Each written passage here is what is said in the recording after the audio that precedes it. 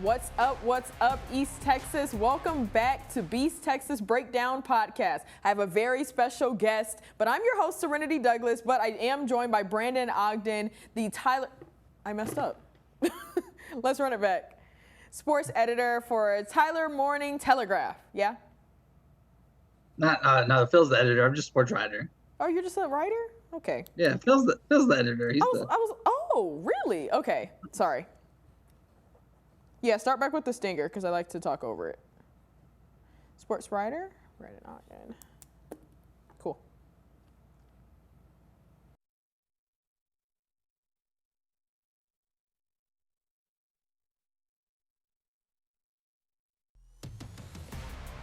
What's up, East Texas? We are back with another Beast Texas Breakdown Podcast. I'm your host, Serenity Douglas, and I have a very special guest, sports writer of the Tyler Morning Telegraph, Brandon Ogden, ready to talk all things high school football and more. Thank you so much for joining me, Brandon. Oh, no problem. Thanks for having me. Now, we got to just jump right into it. The fabulous 15 polls. Now, you know, rankings is not everything. It is not make or break, but the teams sure do take it serious. Let's just jump right in. 6A, 5A, 4A. Obviously, no surprise here. Carthage is number one. Jump in whenever you like, Brandon. Longview number two. I mean, what is it looking like for you? What can we expect from Carthage? Well, the Greg Tepper, who was at the East Texas Luncheon earlier this week, he mentioned the Carthage Revenge Tour, and they didn't win last year. They're used to winning. They lost to Gilmer in the playoffs. So they're going to be coming out looking for vengeance. Gilmer fans are not going to be happy with the rankings because they obviously, state rankings and these rankings, they feel like they should be number one. They won state. They have a lot back, and understandably so. Also, with the Beast Texas poll, there is, I will admit, as someone, there's a little bit of a flaw because, we don't rank through the playoffs. So the last one we do is after week 11. Okay. So, and then people look back at that last one from the last year when they're doing their voting, and sometimes they might not take what happened in the playoffs into full consideration, but most people do. But just there could be, but Carthage, they're the I think they're the favorite, even though Gilmer won last year. But Gilmer and Pleasant Grove are both going to have something to say in 4A Division II. 4A Division II is going to be, and there's other teams. There's Belleville. There's other teams across the state, but you got three teams in East Texas that legitimately could bring home the gold in December at AT&T Stadium. I mean, you're absolutely right with Pleasant Grove. They're ranked number 6 on the rankings, but I actually didn't even know that you didn't do it through playoffs. So this adds a lot more perspective on these rankings for sure. I get a little bit of like the disdain that Gilmer has against Carthage being ranked number 1. Sure, y'all did take down Carthage, and y'all took down Carthage when it mattered the most, served them their one and only loss, and then you went forward and won state championship. That says a lot. I kind of hate it when you see the underdog take down, the overdog, and then they don't even take it all the way. But that's exactly what Gilmer did. However, they lost their star running back, Will Henderson. And I think for me, like when I was submitting my picks for it, I think that who is returning matters a lot, because then that says a lot for like your team this year. And with Carthage, I mean, obviously Jet Surratt at quarterback and KJ Edwards as well. That's the dynamic duo. So I can see why they are ranked number 1. Yeah, I mean, both teams, they're always loaded, and they're both going to be loaded again this year. And they have returners, and they have some, both have some new pieces move in. Gilmer, especially, they got Brady McCown from Jacksonville comes in at quarterback, and Caden Tennyson, who was the quarterback last year for the state team. He's also back, but he also can play defensive back. So you got 2 stud quarterbacks there. Gilmer's also added some other pieces that people will learn about very soon. And it's, yes, they lost Will Henderson. Somebody else will be back there running that football. And they're probably not going to be as fast as Will Henderson because, he was a 2-time state champion in the 4A and the 100. So they're not going to be as fast, but they're going to have someone back there. And Gilmer and Carthage and Pleasant Grove, it's those 3. And Gilmer and Pleasant Grove, they'll face each other in district. And then one of them will meet Carthage in the 3rd round, and I would be safe to assume that one of them will face Carthage in the 4th round. So I like how you mentioned Brady McCown. like you said, some more star playmakers for Gilmer will be announced pretty soon. They're just into the first week of practice. There's some quarterback battles going on with a lot of the different schools. So not everything is announced just yet, but Brady McCown from the McCown legacy family is there at Gilmer now. So really excited to see them. Also got to give a huge shout out to wide receiver Brendan Webb for Gilmer. But we're going to keep on moving right along. We got Longview sitting at number 2. They moved up to 6A, but I am most excited, Brandon, to see them face South Oak Cliff this season. Now, obviously, Longview has the talent to face these teams, but when you start facing those Dallas teams, they start to make you look a little bit like scrubs. Well, to some people, not to Longview. That's never happened to Longview in the past. Longview always meets the challenge. This will be an interesting season for Longview.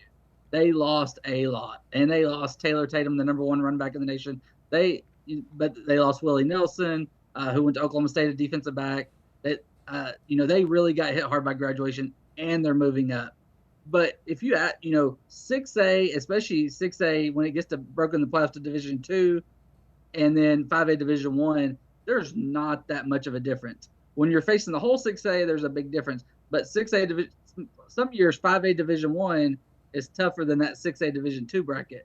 So I think, Longview overall will be fine. This year will be interesting. I think they'll be a playoff team. You see some pundits up in the Dallas area that have picked Longview 3rd, 4th, and even hinted at them maybe missing the playoffs this year. I don't see Longview missing the playoffs. I just don't see it happen. And I also see Longview, Coach John King will have Longview in position to win a district title. Will they win a district title? We don't know. Forney's got a lot back. They got running back Javian Osborne, who's got offers from everybody, is at Michigan this week. They got Nelson Peterson Jr., who almost led Sunnyvale to an upset at Gilmer last year at Rose Stadium. He's now at Forney as the quarterback. He's the brother of NFL legend and Palestine legend Adrian Peterson. Yeah. And so he's their quarterback. Forney's going to be – Rockwall's always a problem. And that district, Tyler Legacy's in that district, North Forney, Rockwall, Heath. I mean, it's a loaded district, but Longview came from a loaded district in 5A. They were there with Forney and Lancaster, Tyler Highlufkin. So Coach King's going to have them ready. And they may take some bumps early, but their schedule, Longview they're still going to win 9, 10, 11 games and make a deep run in the playoffs, no matter who the personnel is, because it's the Longview Lobos, and it's hard to stop that rockin' L when it gets going. I mean, you're absolutely right. I think that you can kind of change my mind on that. I can see Longview not struggling as much this year, not like what we expect. Taylor Tatum wasn't the end-all be-all. Towards the end of the season, he did hurt himself, so we saw more losses from Longview. But at the end of the day, they knew that Taylor was leaving. I mean, it wasn't a secret. He has to go to college. He's off at Oklahoma. And you're right, Coach King, he prepared for it. But I'm going to go ahead and Chapel Hill. They made it to state last year, but unfortunately got embarrassed pretty much by Anna in the state championship. And that was, they've been to the state championship before, but it was just really, really tough to see the fact that they lost as hard as they did. But Demetrius Brisbane at quarterback and Ricky Stewart is back. Now that's a dynamic duo. And an added incentive is their senior year. They got to go out with a bang before Demetrius goes up to Baylor, before Ricky goes off to Texas. So I'm really looking forward to seeing what Coach Reardon does with his program this year. Yeah, I'm looking for another strong season from Chapel Hill. Those two, they've been the kind of rock since they were freshmen, and they've played in a lot of games.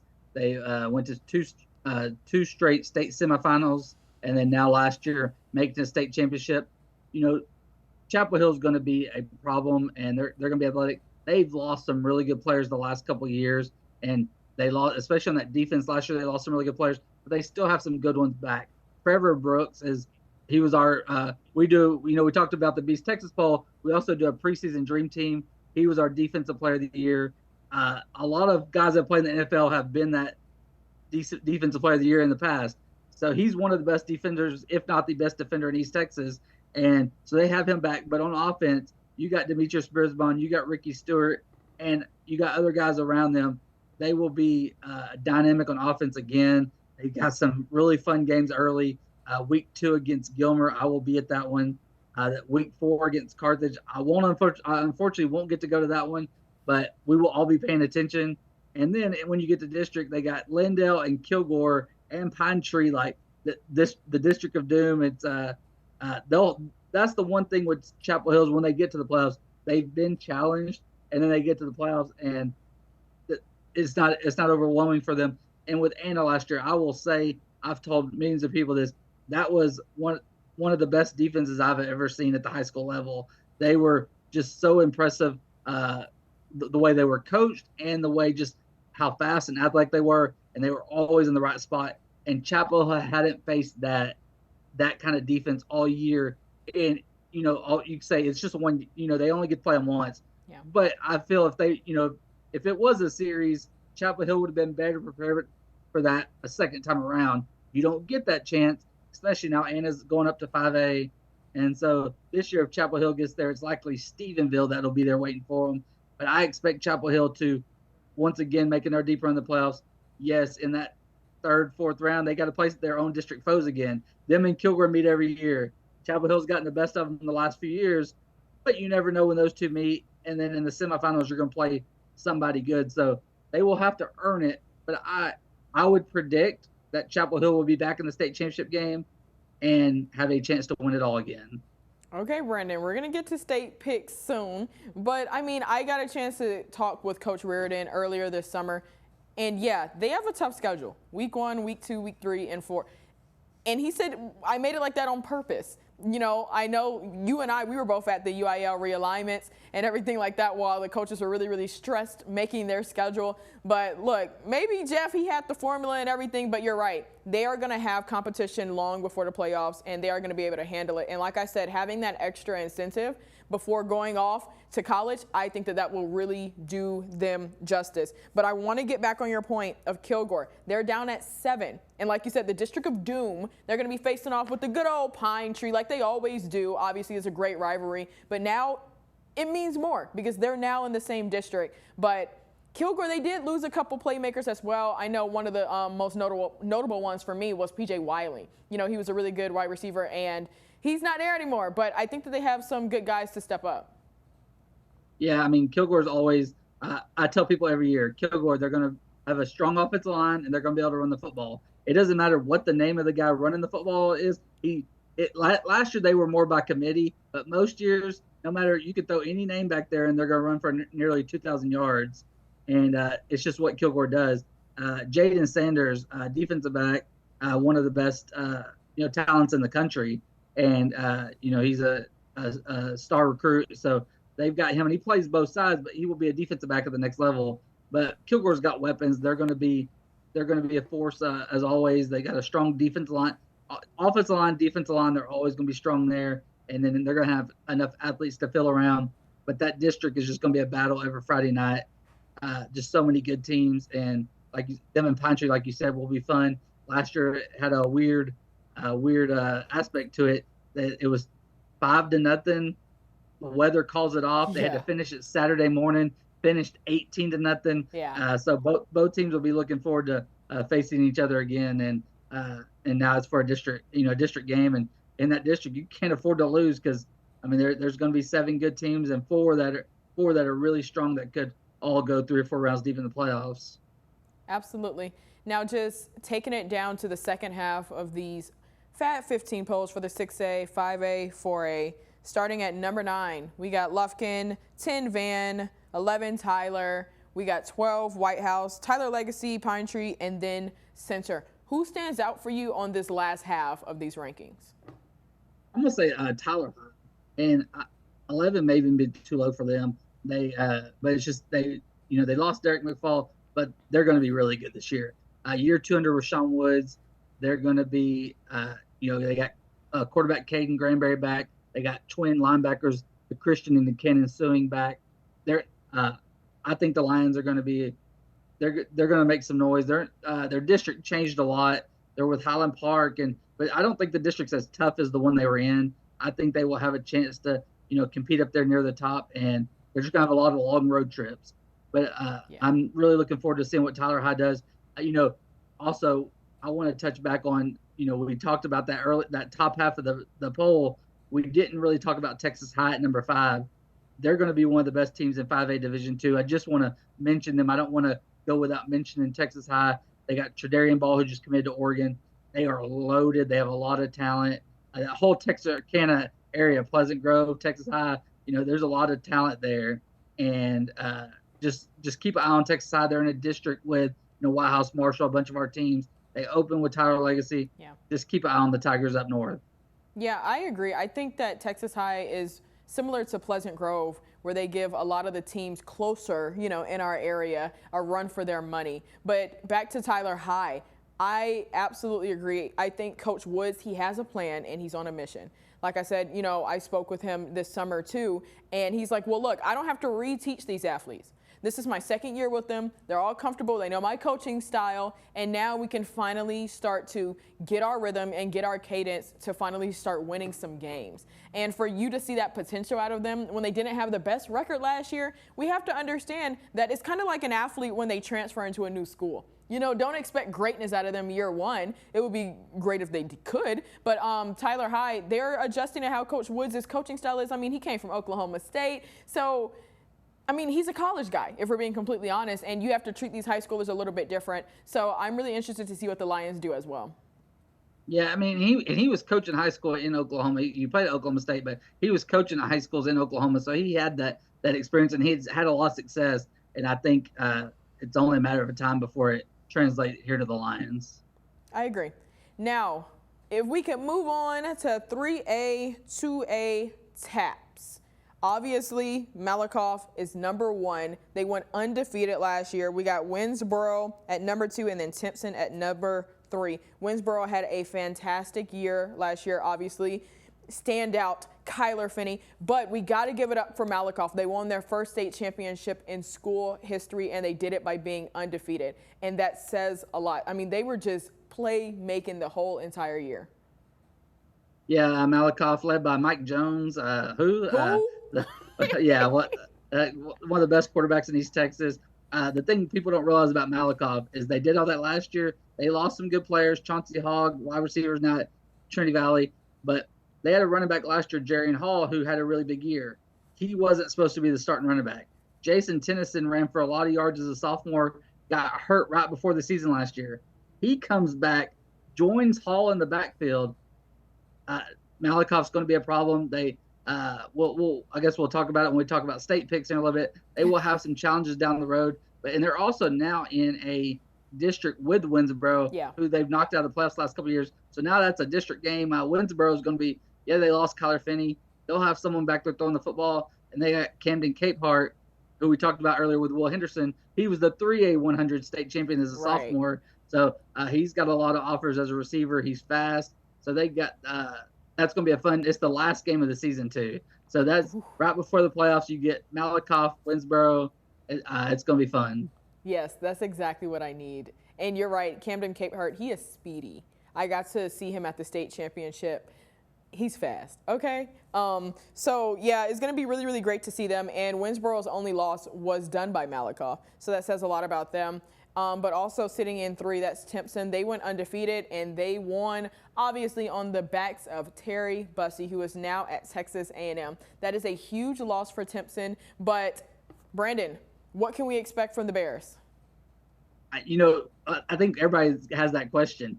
It's a wait and see approach. You lose Terry Bussey. That's hard. You can't replace a guy like that. He's a once in a lifetime, especially at that level. You don't, if it's DeSoto, Duncanville, you get players like that all the time. At Timpson, you get that type of player once. They have other good athletes. They're going to be really good. Garrison's down there with them, though. Garrison's a team I'm really looking forward. Garrison's always losing to Timpson in district, and then last year lost to them in the playoffs. Garrison's the one I think is going to make that step this year. But Timpson's not going anywhere. They're still going to be really good. They also, coaching change. Kerry Thurwanger retired. Yeah. So they got a new coach, but they still have a lot of athletes. But it's a new era for Timpson, and it'll be interesting to see how that goes. It's pretty similar to what we were just talking about with Tyler High and having Coach Woods, who stepped up, and they had to get used to him as well. But now they're losing Coach Carey, so it's kind of one of those things where it's like it is wait and see. And then Terry Bussey as well, so they're taking hit after hit. So we're just gonna have to wait to see what the Bears do. But I want to skip down. I know you mentioned Garrison, but I want to skip down to number 8. That's Lovelady, 13-1. Maybe you can shed some light on this for me, Brandon. Why is Lovelady so low in the rankings? Well, just Lovelady's one of those kind of out of sight, out of mind too, because yes, they're East Texas, but not many people around here cover. They're kind of in no man's land, so not many people cover them. They're almost they're East Texas, but they're leaning toward hill country. They're almost on that way to College Station. They're on that border, and so a lot of people don't get to see Lovelady play. They win a lot of games. I can say I haven't seen Lovelady play in several years either, and a lot of people around here don't see them. So, but they just keep winning, and so they keep winning at that level. Eventually, they're going to make their way up into that top 5 and top 3 because they're going to win. From what I've heard from people around that program, is they're going to win a lot early this year, and often so pretty soon they'll probably be in that top 5, top 3. It might not take long once some other people lose and they keep winning. Yeah, keep winning over there in no man's land. But I like that you mentioned Beckville as well. They're losing Jacoby Williams, or have already lost Jacoby Williams. He's off at Texas Tech. Wish him nothing but the best. But what can we expect from Beckville then?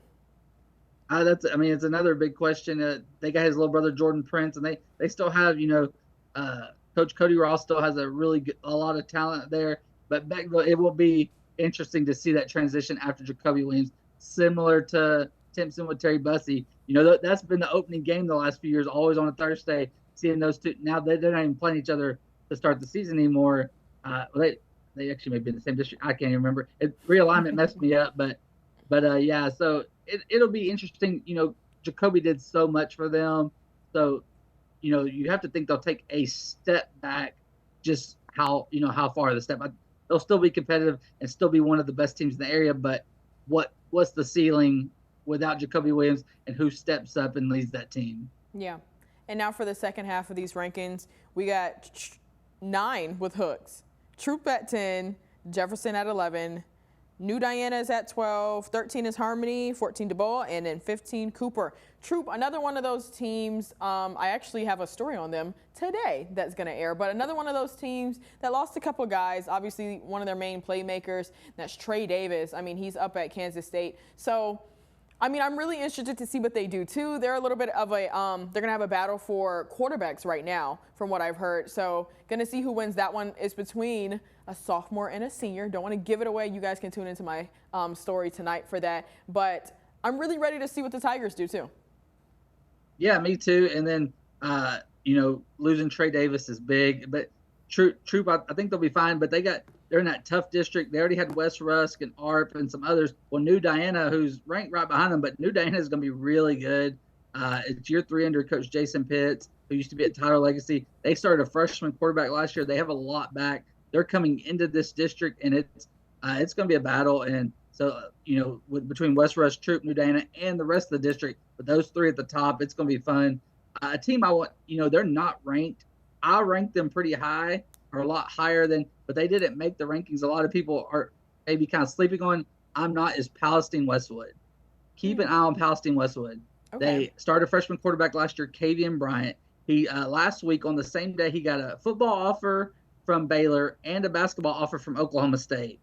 He's got offers from California, Colorado for basketball and football. Yeah. He was our for our Tyler Morning Telegraph. He was our newcomer, the offensive newcomer of the year last year for football. He was our overall player of the year for basketball. Just one of the he actually used to go to Carthage because his dad used to coach at Carthage, but now he's at Palestine Westwood, and he threw for a lot of yards last year as a freshman. They also just got technically a move in who was at Palestine, John Denman, a TCU commit, one of the best running backs in the nation. Palestine Westwood is going to be, they'll be in these rankings pretty soon. And I already ranked them. I had them in my top 10. And that most of those points, they're right there on the other receiving votes. They didn't quite make the poll, but pretty soon everybody will join me in. And them and Diboll, who is ranked, are in the same district. I expect that. I expect those teams to only lose once, and it'll be whoever beats each other. And then they both make a deep run in the playoffs. So. Well, Brandon, the part that you were waiting for is finally here. Let's make some state championship picks. Who you got? Well, I mean, pretty much every year, East Texas gets at least one. I'm gonna say East Texas gets 3 this year. They got 2. They got 3 last year. I'm gonna say they get 3 again this year. I'm going to say Malakoff repeats and goes 16-0 again. And I know some people may argue that they're not in East Texas, but that's a debate for another day. And I will say Carthage completes the revenge tour and gets state championship number 10 for head coach Scott Surratt. I will say they complete that. And on Malakoff, Columbus, who has a former East Texan, Grayson Rigdon, who has won 3 6-man state championships, now transfers to Columbus. They're ranked number 2 behind Malakoff. That, too, I would say the top contender to Malakoff is Carthage. I say their top contenders are in their own region, Gilmer and Pleasant Grove. And then I will say that Chapel Hill returns to the state championship and will defeat Stephenville in the state championship game and get their first state title since 2011. And Demetrius Brisbane and Ricky Stewart will leave high school as state champions. Okay. I respect it. I do. And I wrote it down to hold you to it, too. I want to say Carthage gets their 10th one because that just sounds perfect. But I don't know. I want to say Pleasant Grove. They have just been like treading the levels of just being that top team. And sometimes they're second, sometimes they're in third. I think Pleasant Grove gets it. Let's start there. I agree with you about Malakoff, and I agree with you about Chapel Hill. But those are my picks. I think it's going to be Pleasant Grove, Malakoff, and Chapel Hill. I think it's safe to say whichever team comes out of the region, out of Pleasant Grove, Gilmer, or Carthage, will get to the state championship game and have a chance to win.